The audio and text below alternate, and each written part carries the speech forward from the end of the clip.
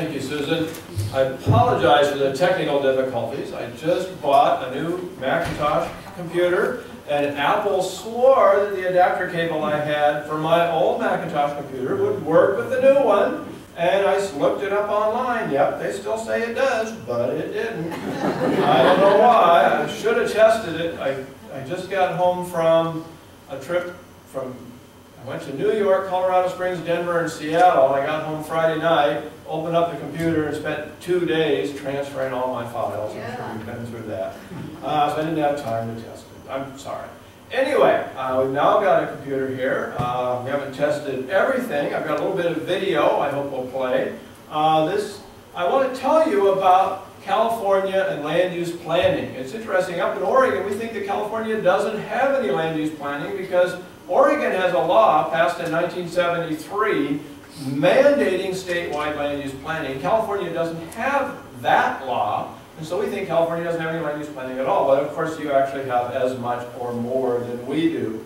And a lot of this planning is based on the idea that automobiles are evil, and we should do everything we can to get people out of their cars, and single-family homes are evil, and we should do what we can to get more people into apartments and fewer people into single-family homes because they waste so much land and they encourage people to drive so much.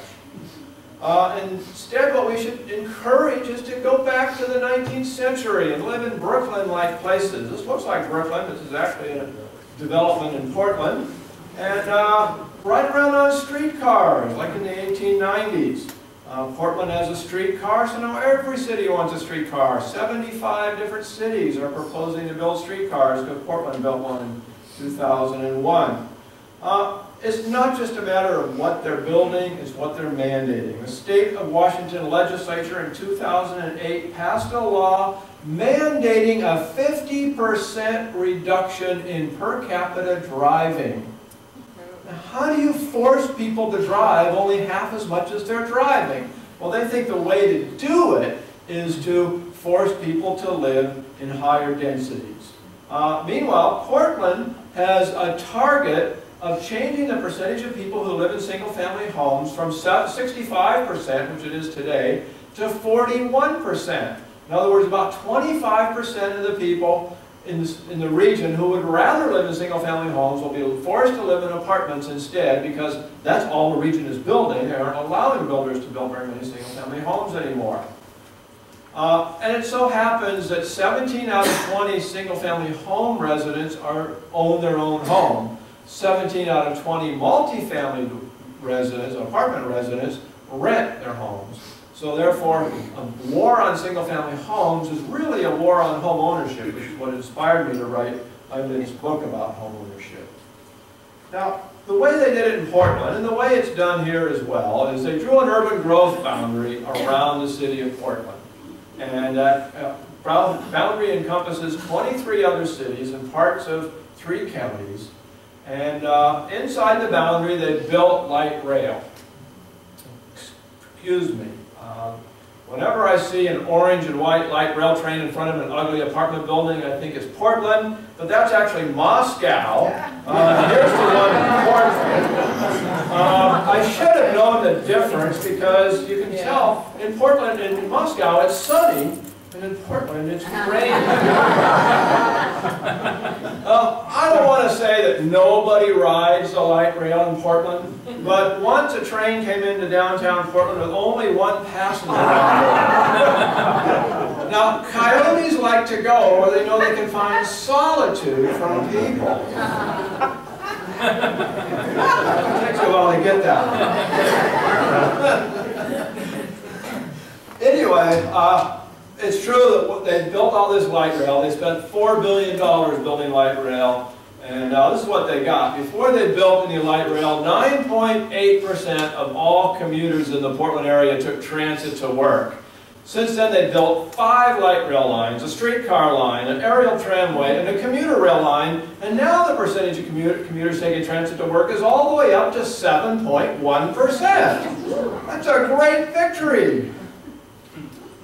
Oh, here's the commuter rail line. The commuter rail line is so successful that they could give every single daily rider a brand new Toyota Prius every single year for the rest of their lives instead of running this expensive, little used commuter train.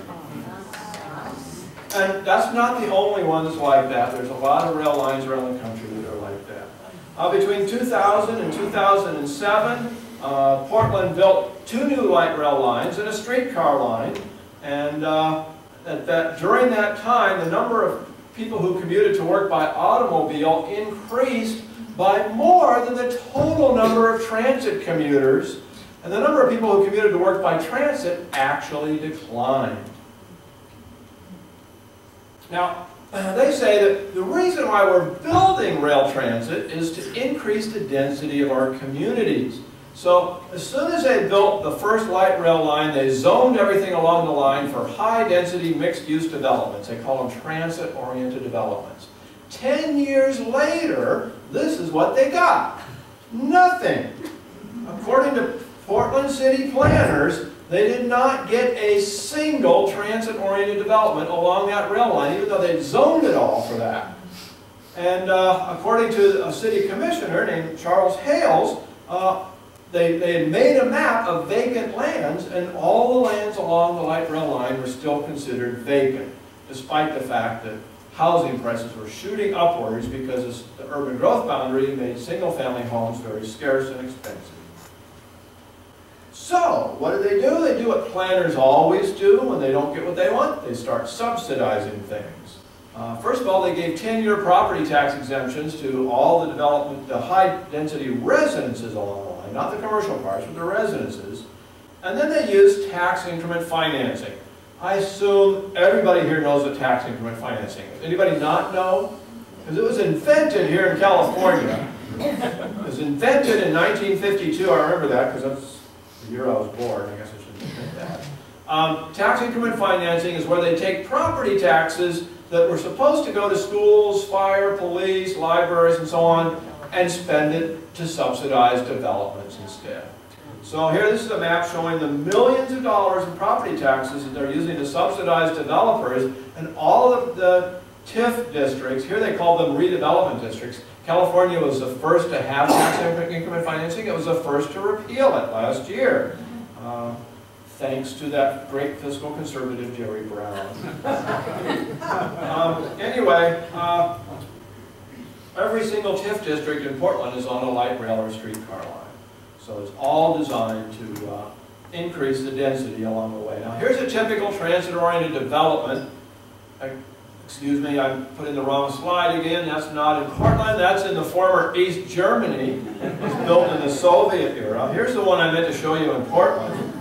The difference is that as soon as the East Germans got their freedom, they moved out. And this building is scheduled to be torn down when I took the picture because they all moved into single-family homes. Meanwhile, Portlanders have lost the ability to afford to move into single-family homes, so they're moving into places like this. Now you can see those cars there. They only have 2/3 of a parking place per dwelling unit because it's right on a light rail station, so who needs parking, right? Well, actually, let's see. Yeah, that sign says no parking fire lane. They're all parked in the fire lane. And here's some cars that are parked, there's a red stripe there, that's the sidewalk. They're parked on the sidewalk. But the managers of the development know that if they enforce the parking rules, people will move out. So they call it a transit-oriented development, but it's really an automobile-oriented development. But because it's denser, that means more automobiles are leaving this development every morning, so you've got more traffic congestion than you had before. Here's another one. This is a 4-story building. It's got apartments on the top 3 stories, and the bottom floor is supposed to be shops. Every single shop in the picture has an identical sign in the window. Because they didn't provide any parking for the shops. And there are not enough people living in those apartments or coming through on the light rail train to shop, to drive the retail. Now there is a big parking lot there, but it's exclusively for light rail patrons. Now, I don't want to say that light rail is bad for all businesses, because there are some businesses that thrive on Portland's light rail line, which is known as the MAX line. They just aren't necessarily businesses you want to have in your neighborhood. Now, Portland's urban growth boundary was this firm boundary, and outside the boundary, in fact, every city in Oregon is required to have an urban growth boundary. 96% of the land in Oregon is zoned rural. About 1.25% is zoned urban, inside of an urban growth boundary. And there's about 3% that's something else. But of the rural land, you're not allowed to build a house on your own land unless you own 80 acres, you actually farm it, and you actually earn $80,000 a year farming it in 2 of the last 3 years. And the planners are proud to say that since they passed that rule in the early 1990s, only 100 homes per year have been built in rural areas. Virtually all growth has taken place in that 1.25% of urban areas.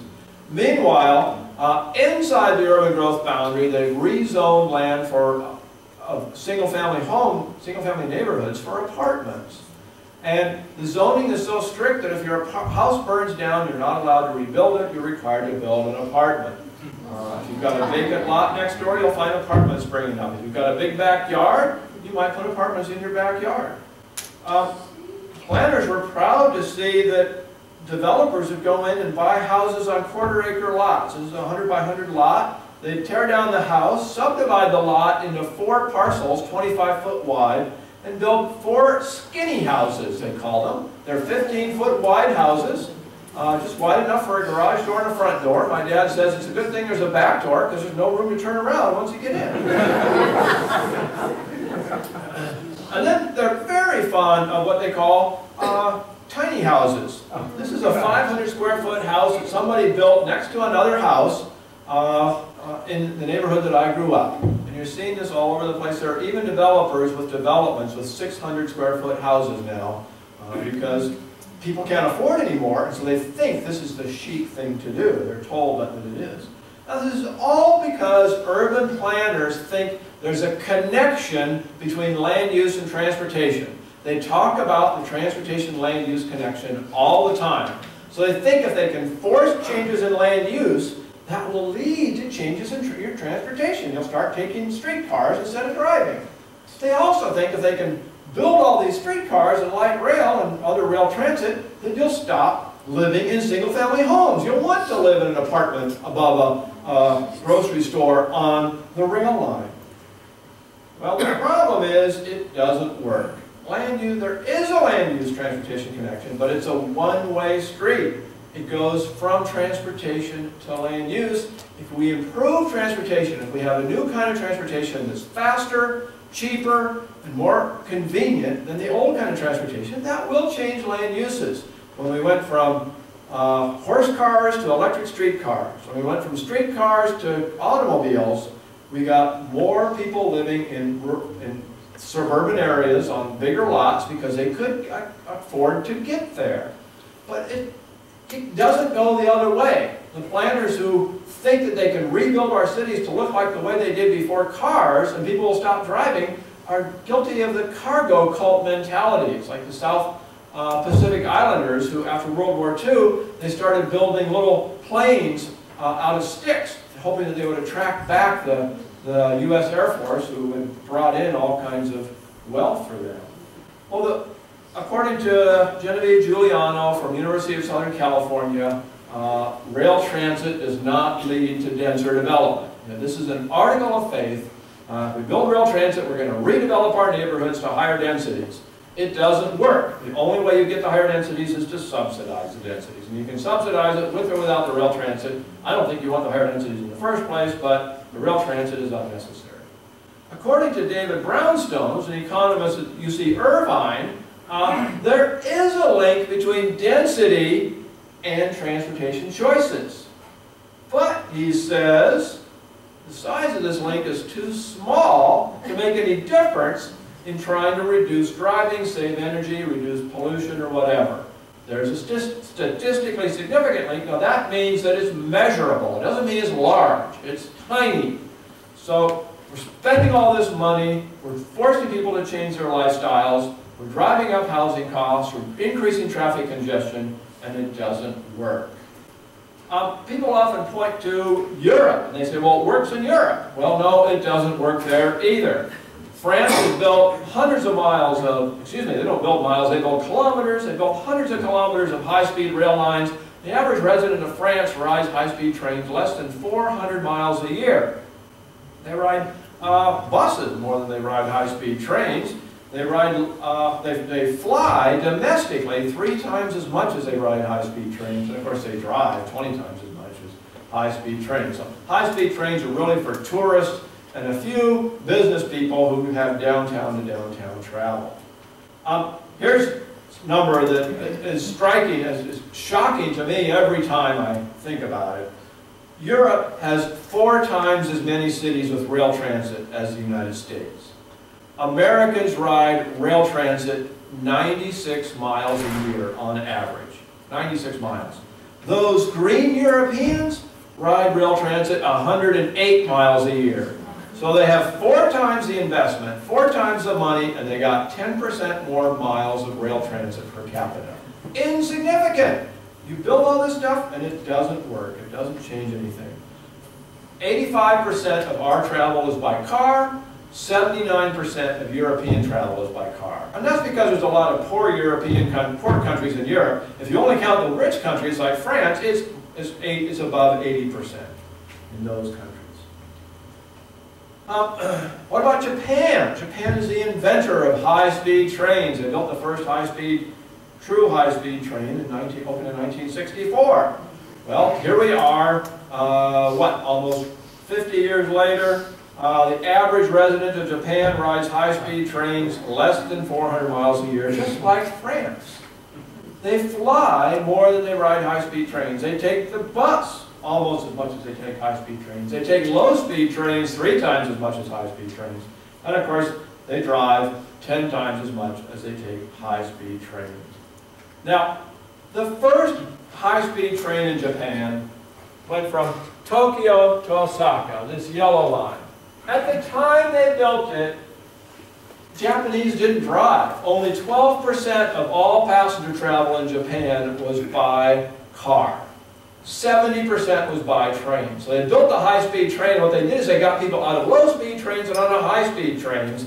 And it was a financial success. It's the only high-speed train in the world that paid for itself. So that says, A, high-speed trains will work if you're building it in a corridor that has 60 million people, which that one has, and B, they don't drive.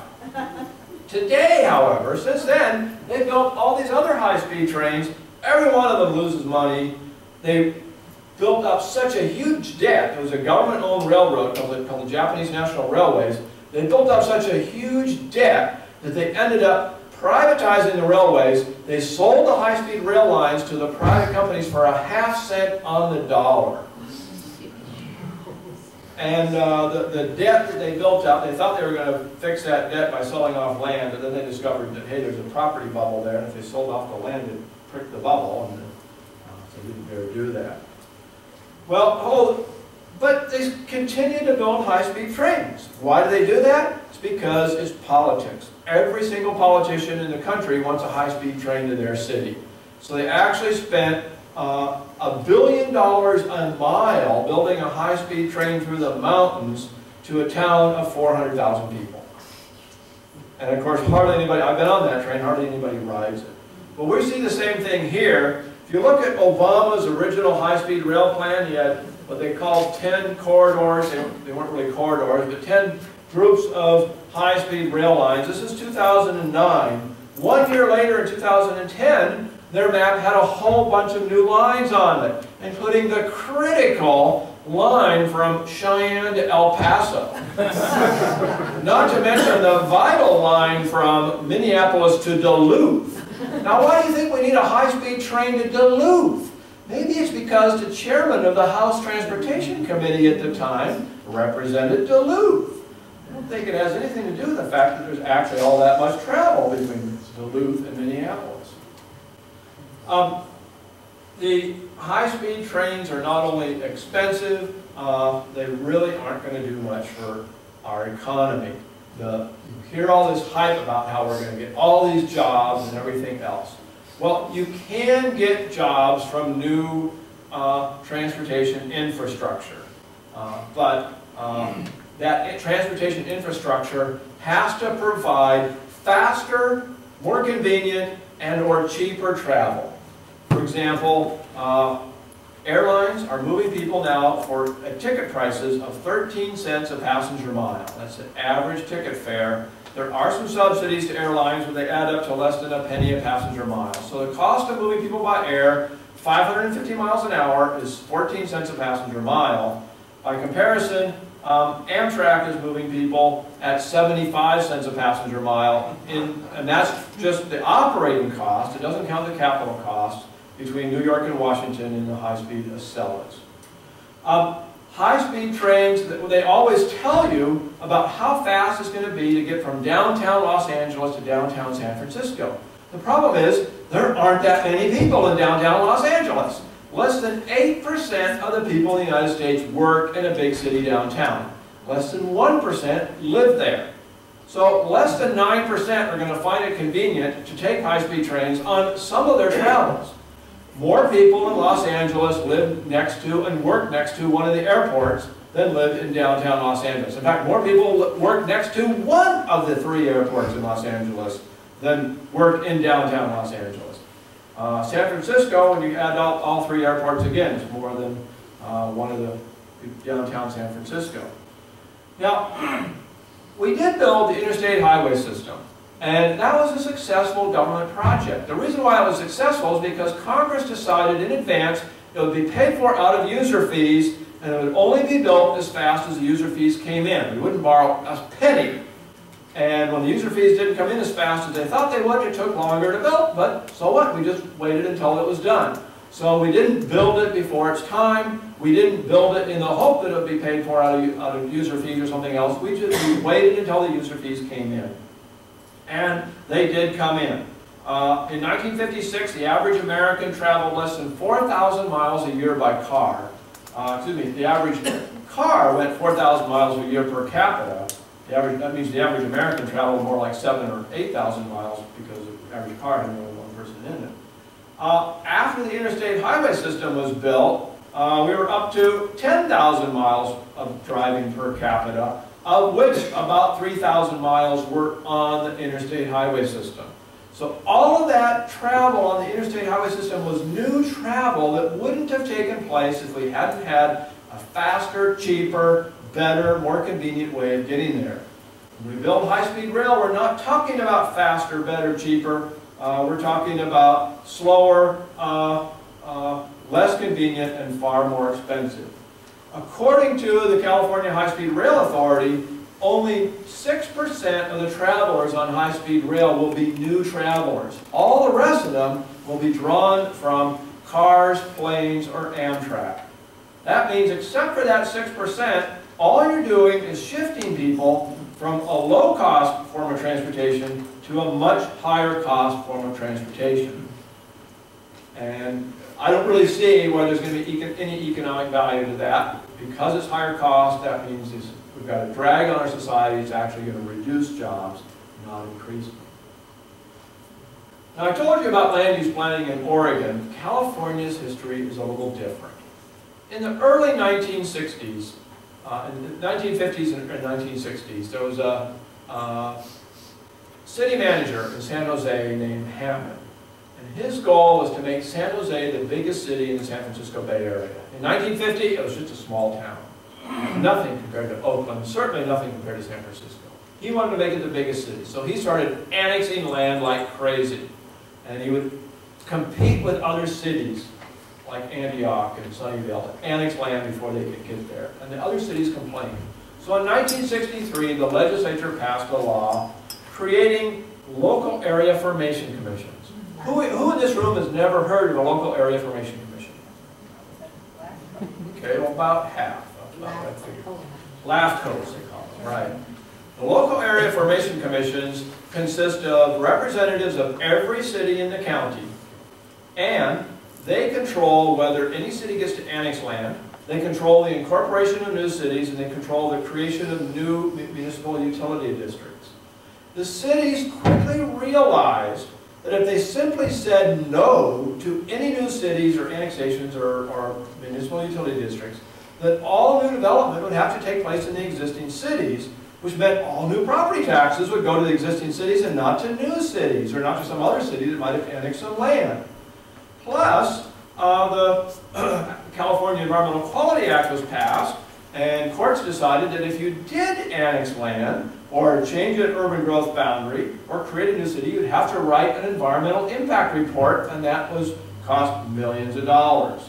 So San Jose put an urban growth boundary around its city in 1974, and all the land to the east and south of the urban growth boundary is undeveloped land. Most of it is worthless as farmland. It's used as pasture land, but it's not very good pasture land. It's ideal for new housing, but they've got that fixed boundary and they won't expand it. A part of the land, right in here, is actually in the city limits of San Jose, but they excluded it from the urban growth boundary because the people who were in power in '74 were against adding that to the city limits, which was added in '68.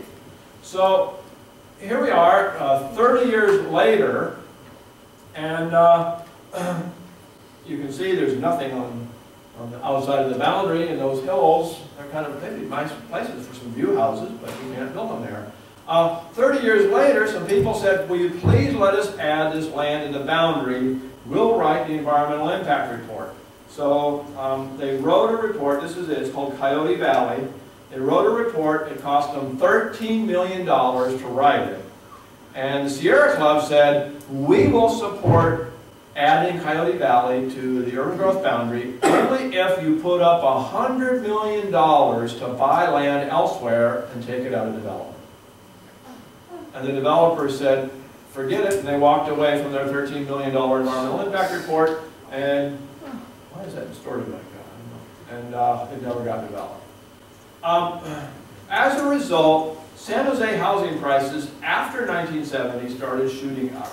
Now this is the price of housing relative to median income. The median home price divided by the median family income. You can see in 59 and 69, the median home price is about twice median family income. Nationwide, that's about what it was in those years everywhere. San Francisco, New Orleans, New York, everywhere, twice median family income. And then we started doing this planning. You can see it jumped to 4 times median family income in 79, almost 6 times in 89, and by 2006 it was 9.5 times median family income. In San Francisco it was 11.5 times median family income. Just for reference, if it's twice median family income, you can buy a house by dedicating 25% of your mortgage and pay it off in less than 10 years. If it's 3 times, it takes more than 15 years. If it's 4 times, it takes 30 years. If it's 5 times, you have to start paying more than 25% of your income. At 10 times, you can pay 50% of your income and never get the house paid off. So we're really making single-family housing unaffordable. As a result, California homeownership rates actually peaked in 1960 and have declined and never recovered since then because people just can't afford to own their own homes. Now, the people who are really hurt by this are low-income people and minorities. Now, this is Joseph Perkins. He is a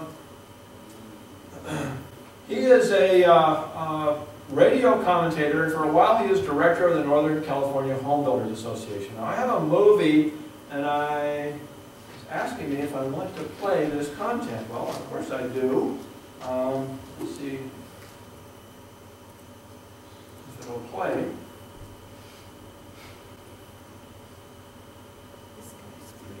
That won't play. Oh well.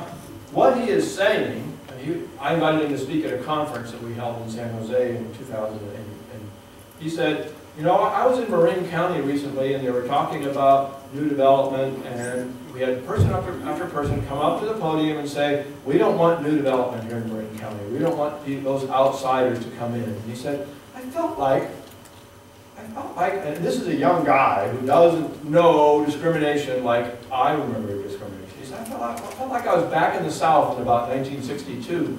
And we don't want those people here, clearly meaning minorities, low-income people like that. He said, and I give you permission to quote me on this, smart growth is the new Jim Crow. The number of African Americans in the San Francisco Bay Area is declining because they can't afford to live there and they're moving out. Home ownership, African Americans are at the tail end of the home ownership race. More than 70% of white families own their own homes. About 45 to 50% of Hispanic families own their own homes, but that's a generational thing. If you look at first generation Hispanics, it's low, but by the time you get to third generation Latinos, it's almost as high as whites. We aren't seeing that with blacks. It's a persistent 45% home ownership rates, decade after decade, generation after generation. Of course, most of them have been here for far more than 3 generations. I have to say this, I'm ashamed of my country for this one fact alone. When Martin Luther King gave his I Have a Dream speech in 1968, he said he wanted to have a future in which blacks in Mississippi could vote and know that their vote would be counted. Well, we've achieved that. If you look at the Mississippi legislature today, it's 1/3 to 40% black. He also felt that we needed to improve black incomes. In 1968, black per capita incomes was 57% of white per capita incomes. Today, it's 57% of white per capita incomes. Something in our society has failed. This is a serious problem. Now, I'm not saying that affordable housing alone will fix this. I am saying we shouldn't put barriers in front of people who want to buy homes, because homes are one way to build wealth. If we put barriers, we're just going to make it that much harder for people to achieve the American dream and get out of poverty. I mentioned that back in 1969, home to income or home price to income ratios were about 2 everywhere, but that meant that the supply of housing was fairly what economists call elastic. The supply curve was flat. That meant if the demand for housing increased, well, there's lots of land out there. You just develop some more land. There's lots of wood out there. You buy the wood, you build the house. There's lots of labor out there. You hire the people to do it. Those things don't get more expensive significantly when the demand goes up. They don't get cheaper when the demand goes down significantly. So, no matter what happens to demand, the price of housing is about the same. When we start to restrict the supply of housing, then the supply curve shifts upward. Economists say it becomes inelastic.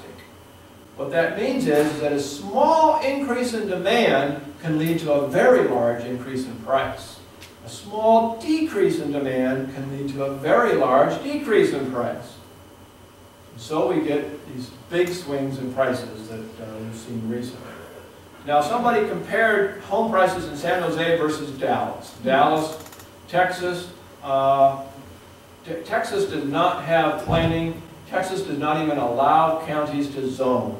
So while Dallas zones, it does it lightly because it doesn't want to drive developers out into the county. So a single lot in San Jose costs 10 times as much as a lot in Dallas, even though the lot in Dallas is almost 3 times as big. Impact fees in Dallas are about 1/5 as much as they are in San Jose. The permit cost is 10 times as much. Now that's the cost of applying for the permit, waiting 5 years for the decision to be made, and the likelihood that you're probably not going to get it after 5 years. It'll be turned down. Whereas in Dallas, there's a pretty much assurance that you're going to get it. And then, because housing is more expensive in California, labor costs almost 50% more than in Texas. So that adds to the cost as well. Now, only about 16 states have passed growth management laws, like Oregon's law. I count California's LAFCO law as a growth management law because that's what it's turned into. It wasn't intended to be one. Of these 16 states, it turns out that's where we saw huge price increases in the 2000s. A few metropolitan areas like Denver, Minneapolis, St. Paul also did some growth management planning, but outside of those metropolitan areas, you didn't see it. Now then, there's also, it's hard to see in the colors here, but Nevada and Massachusetts are special cases. They don't have statewide growth management laws. They have something different. In the case of Massachusetts, there's no counties. New England states have given up on counties. Everything is in the city. Since it's all in the cities control everything, and they do the same things they do here. They have firm urban growth boundaries, and they won't allow development to take place outside of the boundaries. In Nevada, there's no planning. Some counties don't even require building permits, much less zoning or anything like that. But 90% of the state is owned by the federal government. And Reno and Las Vegas have been the two of the fastest growing cities in America for decades. Because it's so cheap to build there, it's so easy to build there, and then, but to build there, the federal government has been selling land to developers in those cities to make room for growth. In 1998, Congress, in its infinite wisdom, decided that 80% of the proceeds from those land sales should be used to buy more land and take it out of development. So that meant you had to buy 5 acres to get 1, because the money you paid on 4 of those acres is used to buy some more acres somewhere else and take them out of development. Suddenly, land prices shot up, housing prices shot up, and nobody knows why unless they understand this 1998 law. So there was a bubble in Nevada, there was a bubble in Massachusetts, and in all these other red states. You can see home prices tend to be have the highest price value to income ratios in the states that have growth management planning. The one exception is Tennessee, which has growth management planning passed in 1998, but apparently they drew their urban growth boundaries so big that it didn't affect this prices in this boom.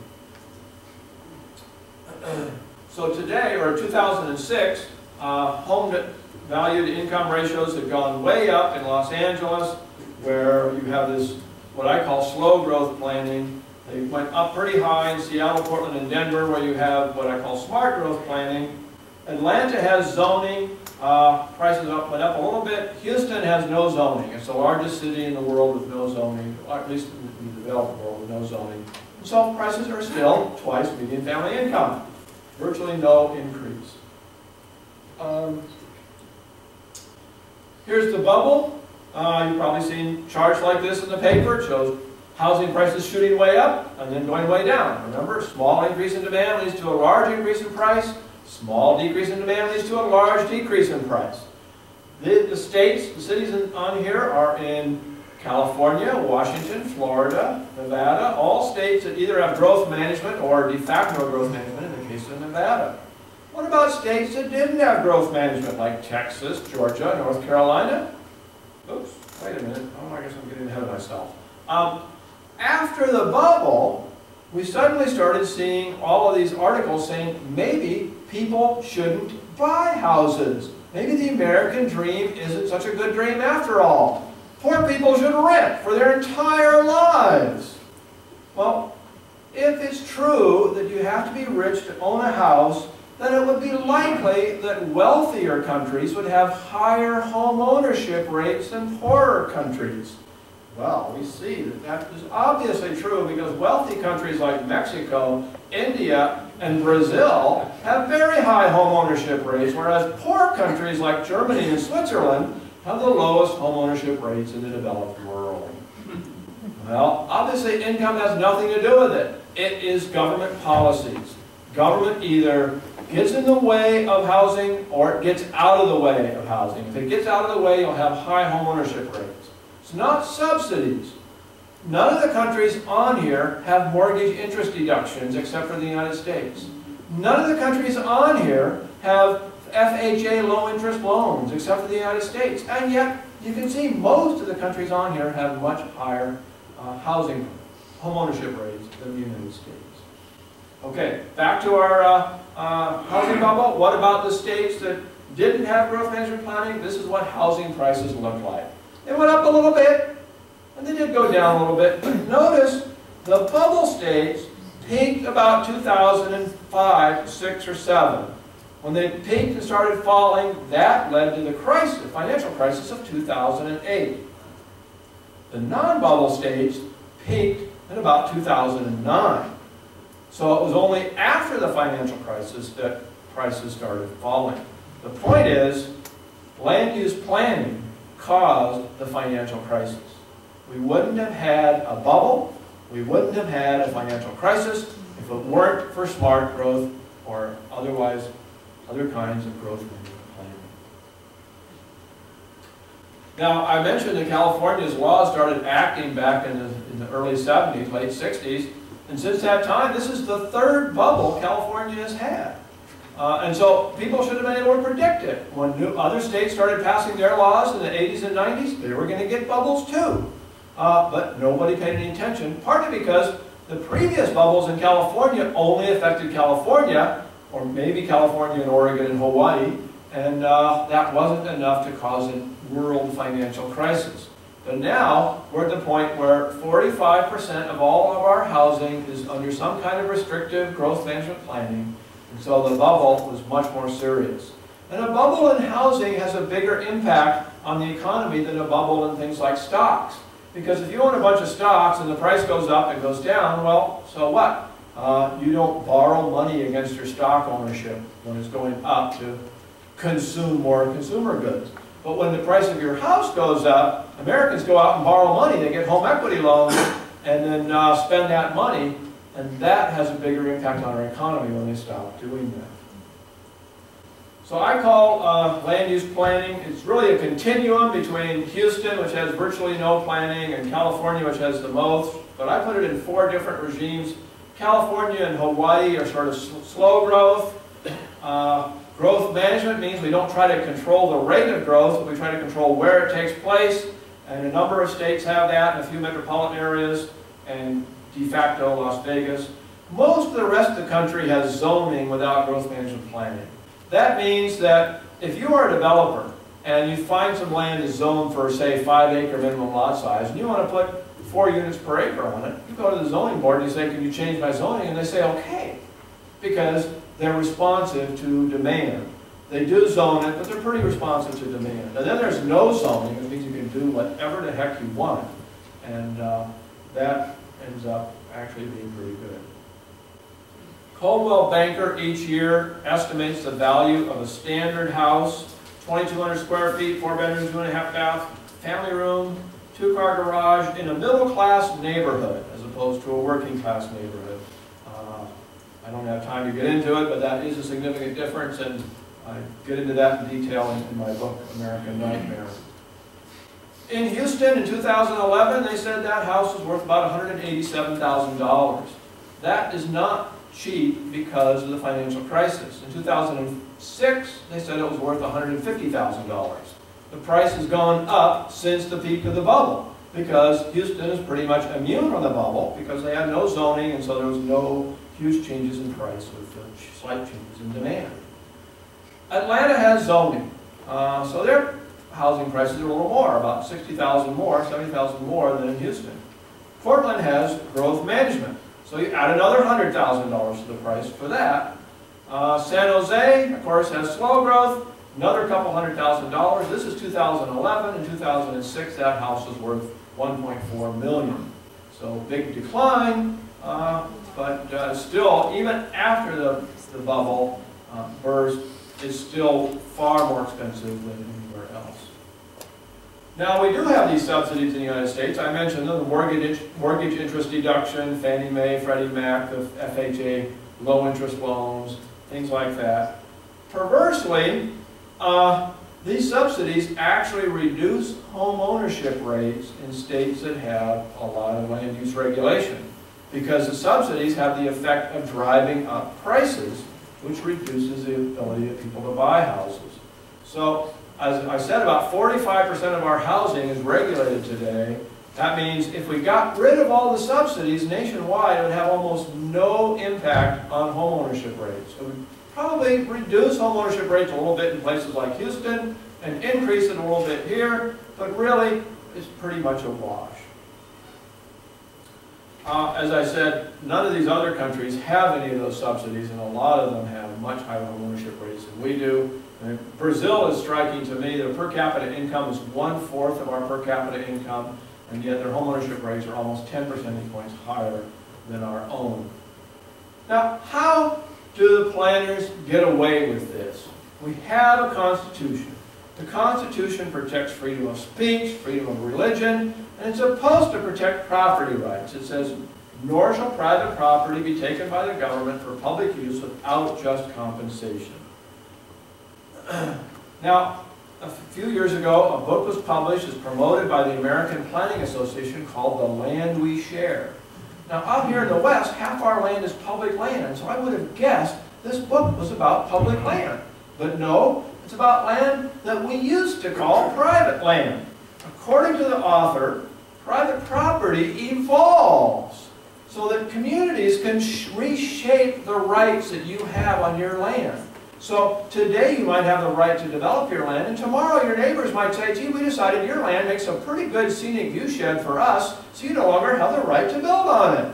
And according to this writer, that's perfectly fine. And according to the Supreme Court, that's perfectly fine too. The Supreme Court has made a number of terrible decisions regarding property rights that has successfully given government the power to do whatever it wants to take away the right to use your land. The first decision was made in 1926 in Euclid, Ohio. A number of cities had passed zoning codes, and a developer in Euclid, Ohio owned some land that had been zoned for single-family housing, and he wanted to put industrial on it. And so he went to the Supreme Court, and the Supreme Court said that because they had written a plan that said that it would maximize the value of the community to zone it this way, it was okay to take away the right of this person to use their land the way they wanted without any compensation. Then, and they said it would be a nuisance to have a factory next to somebody's house. So they specifically said it's okay to take away the rights if you write a plan and if the goal was to prevent nuisances, because the government is supposed to be allowed to control nuisances. But then, in 1968, Penn Central Railroad, which was going bankrupt, wanted to make the most of its property. And it had this Grand Central Station in downtown New York. It wanted to build a skyscraper on top of it. They weren't going to change the facade of the station. They weren't going to change the interior of the station. The station had been originally designed to have a skyscraper built on top of it. They just never got around to building it. So they decided to build it, and the city of New York said, under our historic preservation ordinance, you can't do it. We don't think it's a nuisance.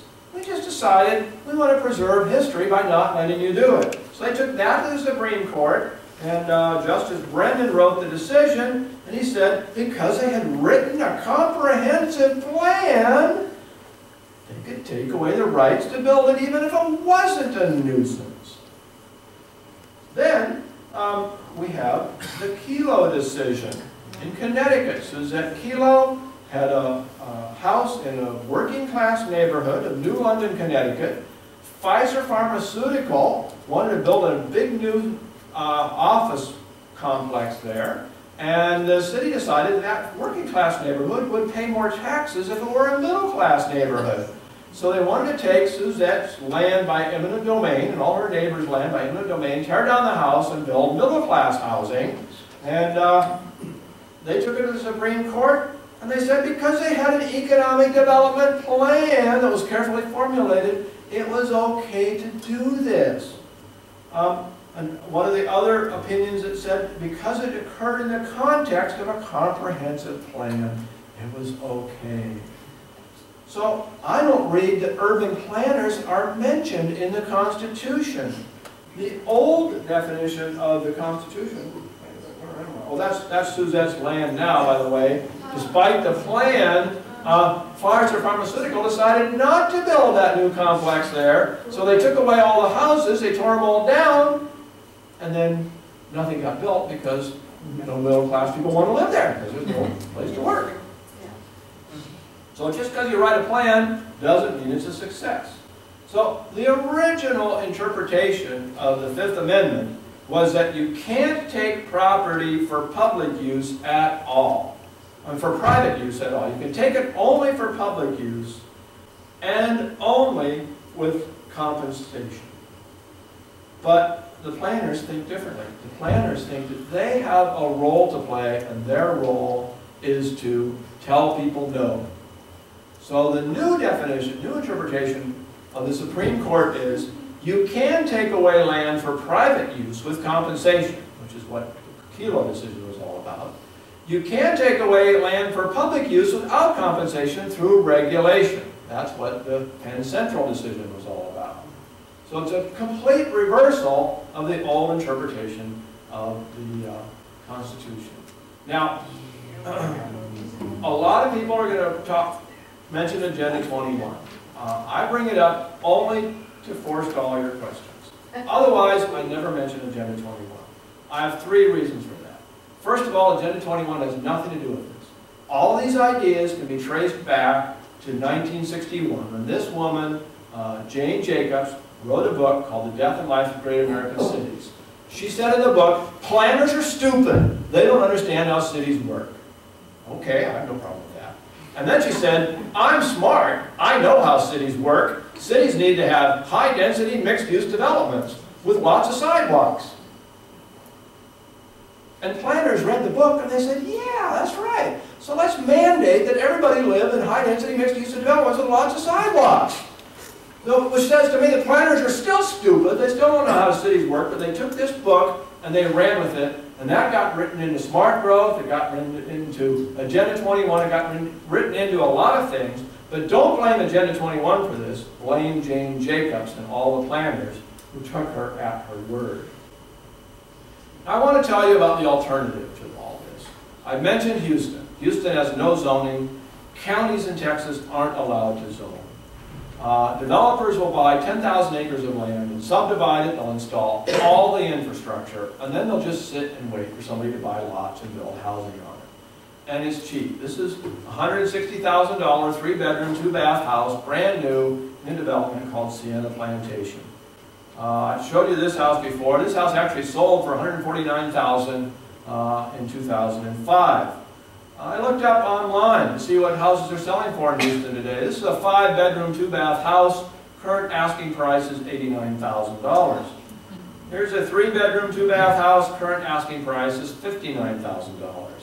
There are houses for every income level in Houston, just about every income level.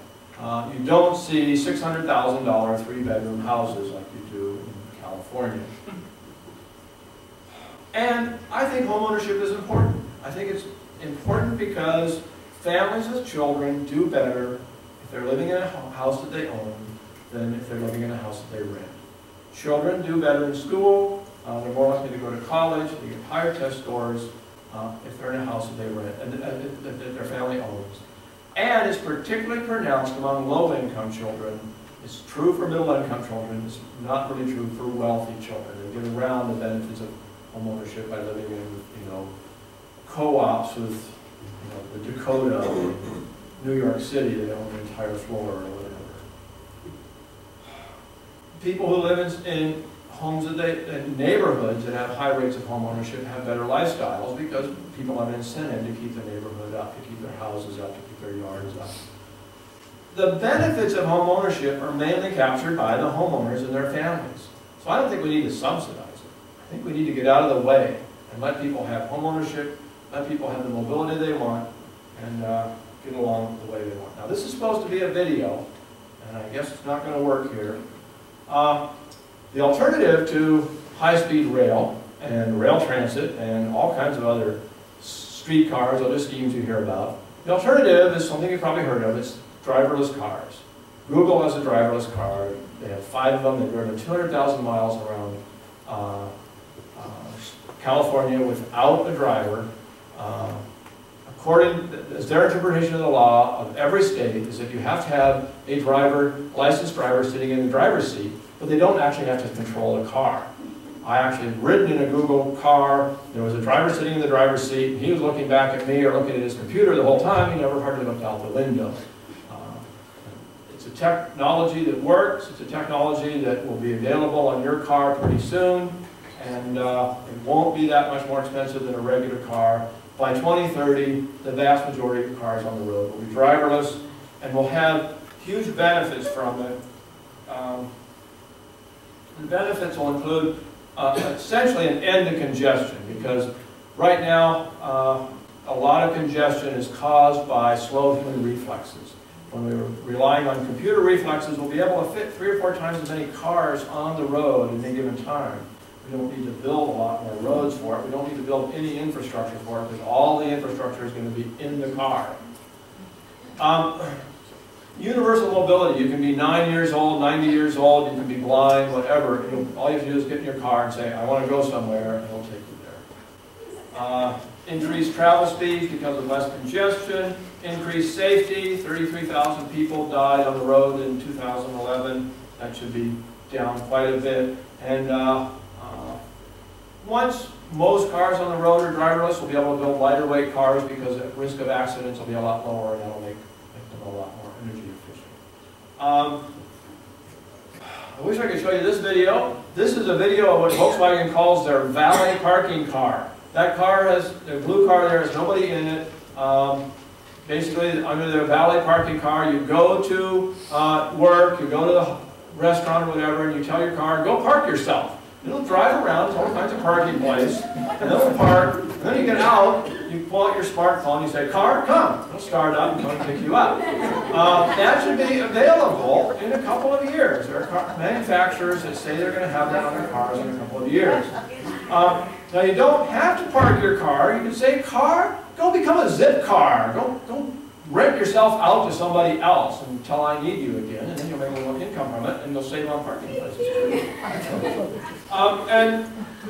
The predictions are that these will be on the fully driverless cars will be on the market before the end of the decade. I think it could be accelerated a little bit, but the most conservative predictions are before the end of the decade. And like I say, a lot of congestion will just go away when that happens. Okay, this is, don't even get audio on this computer. Anyway, this is Dorothy English. She is, was a 92-year-old woman who was fighting land use planning in Oregon. They put a measure on the ballot that said, if any plan is reduced the value of your property since you bought it, retroactive to whenever you bought your land, you can go to the city or county and ask them to either compensate you for the reduction in value or waive the regulations. Let you do whatever you want. They put her on the ballot. She gave it, she was 92 years old. She did this radio commercial that unfortunately we're not able to hear here. But she just said, I had 40 acres of land. My husband and I bought it in 1951. I now have grandchildren. I wanted to split it up and give it to them, but Multnomah County took that away. They won't let me do it. So please vote for this measure so that Multnomah County can't do to you what they did to me. And it passed 60-40. Great victory for property rights in a state that's not known for being all that in favor of property rights. All these issues are discussed in, not all these issues, all of the housing and land use issues are discussed in detail in my book, American Nightmare. I have a bunch of copies here. Cato sells them for $26. I'll autograph a copy for you and sell it to you for $20. Honesty compels me to say that you can buy it from Amazon for about that price, but you won't have the autograph. You can also buy an electronic version for cheaper than that. I think it's about $13. I also have a few copies of Gridlock, which is my book about it's kind of a companion book about transportation issues, and it talks about driverless cars and high-speed rail and so on. I only brought a few copies of that one. I hope that you'll buy some of these books. I don't have to carry them back. If you don't want to buy a book, go to cato.org and look for me or look for policy analyses. And I've written about 1 out of 6 policy analyses that Cato's published in the last 5 years, including this one, How Urban Planners Caused a Housing Bubble.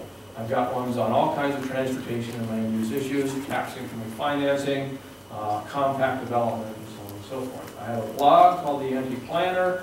I post almost every weekday on these issues. I have the blog is ti.org. I also have written papers for AmericanDreamCoalition.org, so you can go to there to see some of my papers there. I have, after today, if you want to contact me, you can email me at rot@cato.org. But if you have any questions, maybe I can answer them now. No questions at all? Everybody's convinced? All right, yeah. Okay, I got a question. Jerry Brown wants us to vote for temporary taxes to help do what Schwarzenegger wasn't able to accomplish. And I guess he got some of the state workers to forego 4.5% of their wages for the next year, which surprised me. But he's still hell-bent on legislature getting $6 billion to start this bullet train that, from what I hear, a lot of the people who voted for it now have wired remorse. Do you have any ideas how we can try to derail the bullet train and maybe get something on a ballot measure to, I thought they were going to put it back up for a vote to see if people still wanted it, but he seems to be... No, there was no chance I'll put it back up for a vote, because once they got your money, they're not going to leave it out. Well, they can spend it on something else, like fixing the roads. No, they can't. No, it's dedicated to that. In fact, there is no money. There's $3 billion from the federal government, matched by $3 billion in bond sales that you're going to have to repay in taxes. There's no source of that money. They're going to sell bonds, and you're going to have to pay taxes to repay it, which means you're going to have to cut something else to do it. Eventually, if they build the whole thing, it's going to cost the state billions and billions a year just in interest payments on the rail line. So you have two chances to kill it. One chance is we elect a Republican Congress and they'll say, you haven't started construction, we're taking the money back. Now, under the original federal grant, they had to start construction by September 30th. And the Obama administration has said they've extended that. But Congress can unextend it, or Mitt Romney, if he gets elected, he can unextend it too. So that's one chance to kill it. The other chance to kill it is at the legislative level. They can't sell the bonds until the legislature gives them authority to do so. Brown wants not only authority to do that, he wants the line to be exempt from all environmental rules, which means no, they don't have to worry about environmentalists appealing the environmental impact reports and things like that. So not only does the legislature have to agree to sell the bonds, they have to give them that exemption. And he's received enough fire about that already that he withdrew that proposal but said he still planned to make it later. So have they sold $3 billion? They have not sold those bonds. Okay, so the legislature has to give them authority to do so. So write your legislator and tell them not to do that. That's your most immediate thing. And don't give them authority to be exempt from the environmental requirements. Yeah. I can't say it. Thank you. Yes. Sorry, I've got so many. I'll just pick one. I lived in Portland for 9 years. I feel sorry for you. And it was right when, Andres Duani, the architect from Florida, was pushing new urbanism. His book came out. His architectural firm, Architectonica, was on fire. The architects love this. A lot of them know how to work and provides them with projects. Now, PDX of Portland was a national model at Tom McCall Waterfront Park, and it was a national model. Planners were coming from all over the world in the late 80s, early 90s. Still are. Yeah, still are. Well, one question was, is that still going on as strongly as it was back in the 90s, with them being emulated everywhere else? It is so nuts. Portland is totally an insane place. And it's insane that people are still coming. I mean, I was in Charlotte, North Carolina a few weeks ago because people had gone there from, gone to Portland from there. Everywhere I go, people here, Colorado Springs, one of the most conservative communities in Colorado, officials went to Portland. If any of your officials go to Portland, be sure they contact John Charles at the Cascade Policy Institute, who will give an anti-tour of the area to provide an antidote to the tour they give. What they never mention is that they gave all these subsidies out. They spent $4 billion on the light rail line, and then they spent $2 billion subsidizing the development of the light rail line. And they don't tell you that. They'll say, we built the light rail line, we got all this new development. So if you want to redevelop, just build the light rail line. They never mention the tax increment finance subsidies. One of the developments was Orenco Station. Are you familiar with it? Orenco Station, it's interesting because if you walk from the station to the development, you have to walk a long way. My husband's main complaint about it. The reason for that is that they have the development and they got a big parking lot right next to it, but closer to the station they weren't allowed to put any parking. And if you aren't allowed to put in parking, you don't do anything because nobody's going to buy. And it rains all the time and you're walking in the rain.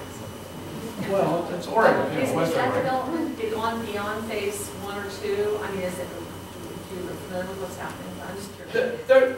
There's quite a bit of development there, except for right around the station. But John Charles of the Cascade Policy Institute has stood outside these developments and counted the number of people who walk to work, drive to work, take the bicycle to work, take the light rail to work, and he says light rail has no more market share there than it does anywhere else, about 2 or 3% market share of travel. So we spent all this money, we got all this density, and people are still driving just as much as they were before. If you want to know how insane Portland is, just watch Portlandia on the IFC network. Portlandia is about these totally crazy people, and the people who did the show said, we try to think up people as crazy as we can, and we write the skit, and then 2 days later we find somebody who's even more crazy. It's a religion out there. It is a religion, and you know, I could go on for hours. I'll just say that for some reason we have the habit of electing pedophiles to be the mayor. We're on our second one. Who knows? I guess we'll start our third one. Yeah. You mentioned that Amtrak costs about 75 cents a mile exclusive of capital. That's for the Acela, Yeah. the high-speed train. Do you have any projections or even a range for the high-speed rail project? Here, well, it all depends on ridership. They're claiming they're going to get as many as 56 million rides a year. Acela gets 3 million rides a year in a denser corridor with New York City in the center. Most of the rides are from New York City south or New York City north. Here you've got a less dense corridor, fewer people, with Fresno in the center. You're just not going to generate a lot of travel out of Fresno. So realistically, I think it's going to be comparable to the Acela. The costs are, if not higher, because the construction costs are a lot higher than the Acela was. So do not anticipate it's going to be cheap. Do not anticipate that it's going to cover its operating costs. That's one of the promises they made, is that fares will cover the operating costs, you won't have to put up the capital costs, as if that's somehow cheap. Yeah. Yeah. I wonder, could you comment on the land use planning situation here in Ventura County? You know, this is my first time in Ventura County. But Ventura County is part of the Los Angeles metropolitan area. It's all part of SCAG, right? Yeah. The Southern California Association of Governments. And it's at the Association of Governments where these decisions are made, where they say, we want all communities in our region to densify because we don't want to have to build on prime farmland or subprime pasture land or rocky hillsides. So they're essentially mandating all communities to densify. And if that wasn't enough, you've got SB 375 that mandates increasing densities, even though California already has the densest urban areas in the United States. They're on the average 85% denser than urban areas in the rest of the country. Californians are packed in. 95% of Californians live on 5% of the land. No other state comes close to that kind of packing. And this is one of your problems, is that 95% is totally out of touch with the land. They're out of touch with the idea of property rights. They know they don't want somebody moving in next door to them, but they don't know what it means to say we're going to take away property rights from rural landowners, so they don't know any rural landowners. Yeah? What are they going to do with all that empty land? Well, I don't know. I mean, if Sierra Club is going to have fun hiking on it. We're going to let the animals run wild over it. Yeah. We've had little spots on it because you might disturb something. That's right. That's right. You can only hike on it. You can't take any motorized vehicles. You can't go wild land.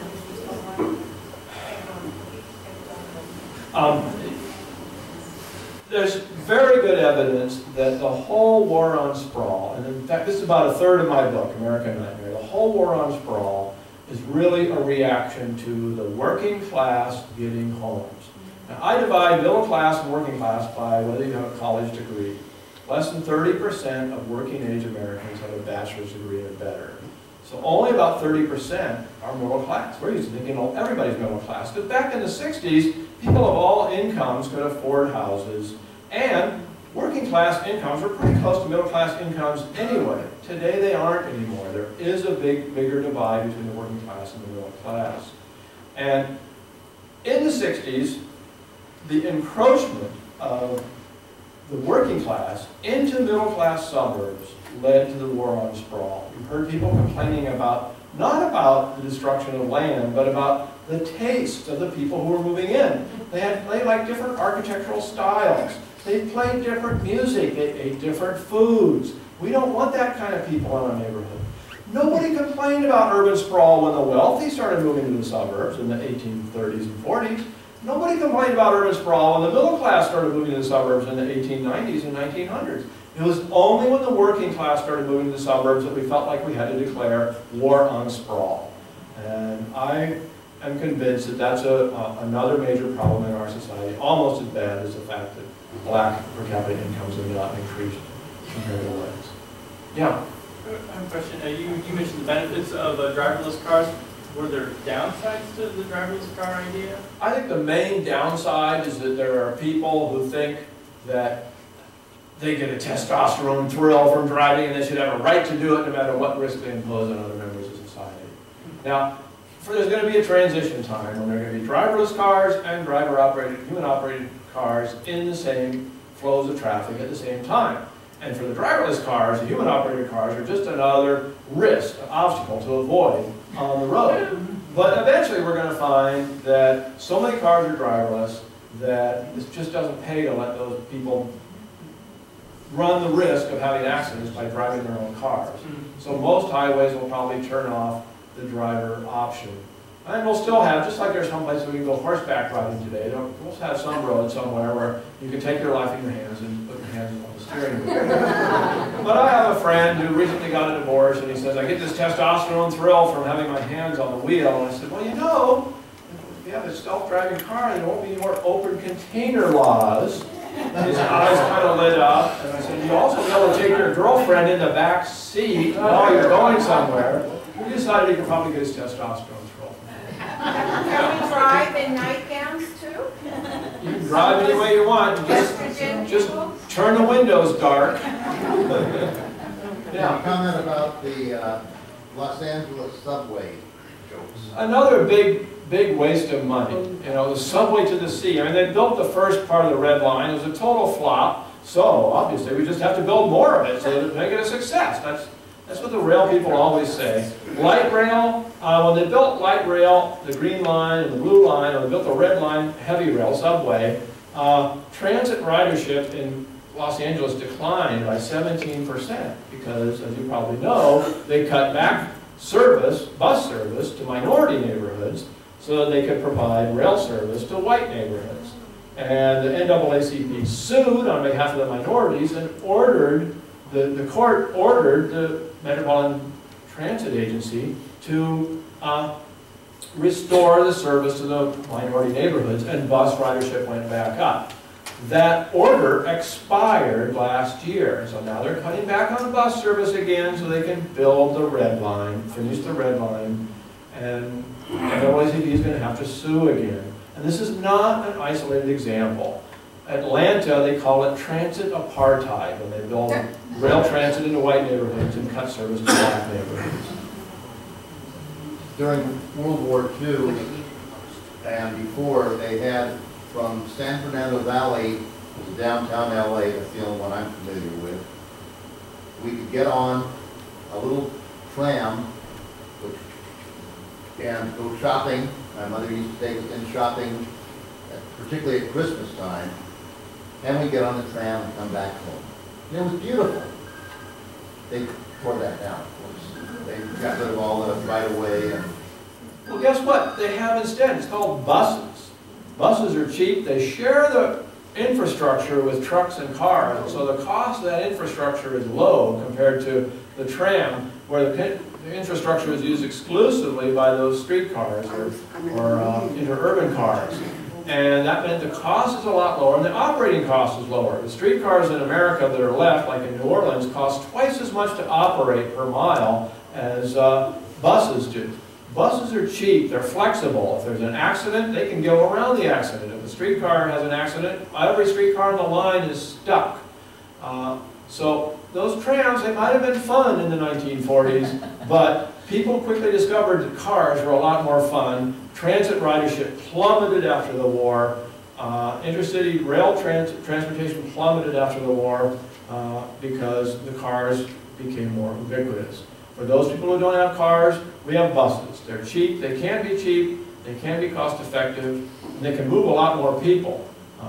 Average new streetcar being built today has 35 seats. Average light rail car has 70 seats. You can buy double-decker buses for 1/5 of the cost of a light rail or streetcar, and they have 85 seats.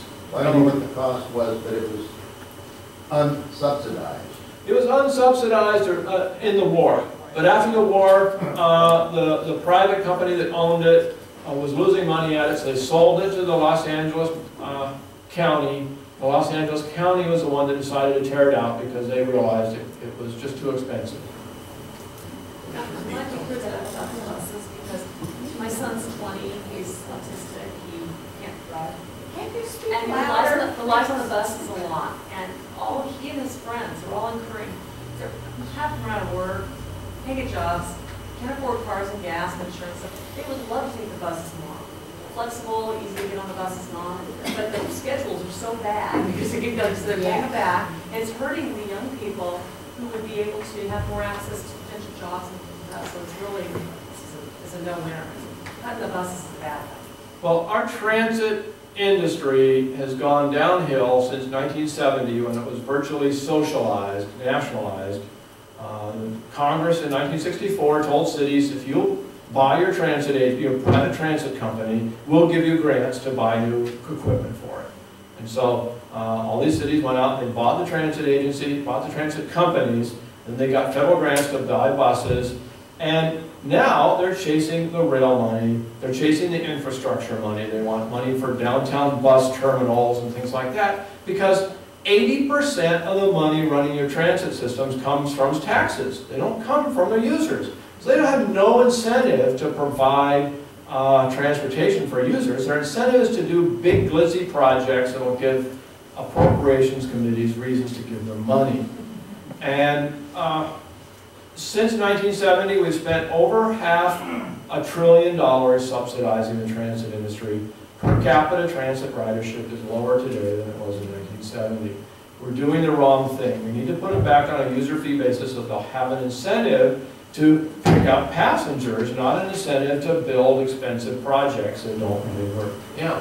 As a California resident, I do not remember having an initiative passed, a ballot saying that we could vote for a new light rail system or high-speed rail system.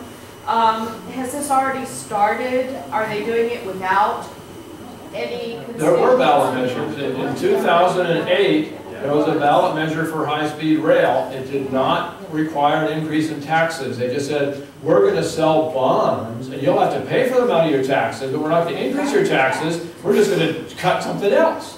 And 52% of the people voted for it, which was enough, because you only have to get a supermajority if they require an increase in taxes.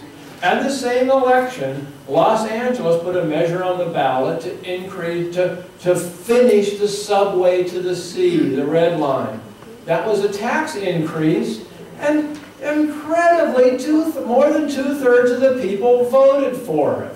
And there was a similar measure in San Jose to increase taxes to build BART to San Jose, which everybody knew was a big waste of money because it wouldn't take a single car off the road. It would not save anybody a minute of time. And who's going to take BART from San Jose to San Francisco anyway? It would take over an hour, much quicker to go up the peninsula on the Caltrains.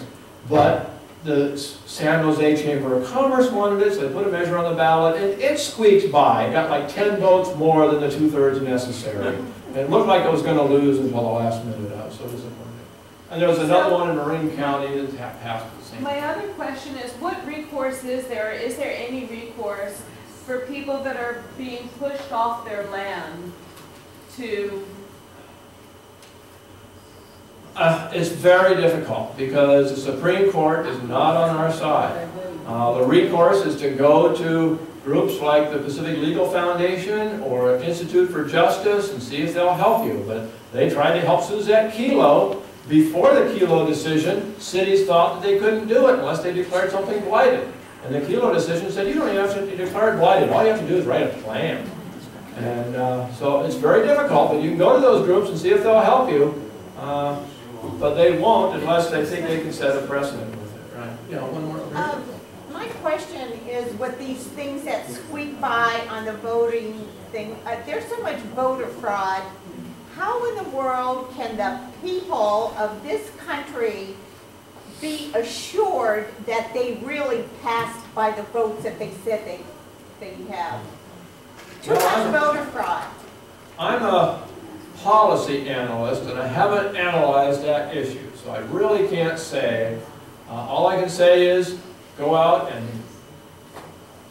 stand at the polls and make sure that people are following the rules, that they're keeping the ballots private, that they don't find any ballot boxes late at night that they didn't know about before. That happened in Washington when the Republican governor candidate was winning by 600 votes. Suddenly they found a whole bunch of ballot boxes that they didn't know about, and that just swung the election to the other candidate by a few hundred votes. So somebody needs to watch the polls, and that's a hard job. There is the election integrity project in this area, and I was involved with it, and we did watch at the polls, and there was some little things going on, but nothing super irregular, and we got in our cars and actually watched to make sure that that box went to the poll, to the county. Make sure they didn't get any boxes that weren't being watched. That's the hard part. Yeah. I was just going to say, I actually had the pleasure of speaking with one of the attorneys for the Institute of Justice about a month ago. They did bring a suit in Moore Park and successfully got the city to stop doing these searches for code violations. I do believe they got involved in the city of Ventura for the same purpose, and I am speaking with them on another takings that is it's in the works with the city of Ventura. So the Institute for Justice will work with you, and I happen to know the attorney that will be bringing suit on some of these cases, so they are around. Well, that's good news. And then I also wanted to ask you if you are familiar with who Dr. Bullard is. He is a progressive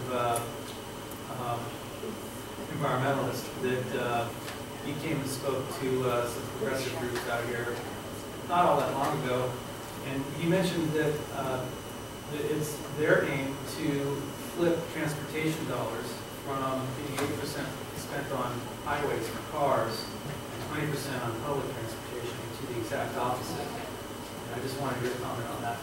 Well, I'm not familiar with him, but that is clearly their aim. Every 6 years, Congress is scheduled to what's called reauthorize transportation spending. Almost all federal highway and transit spending comes out of your gas taxes, your federal gas taxes.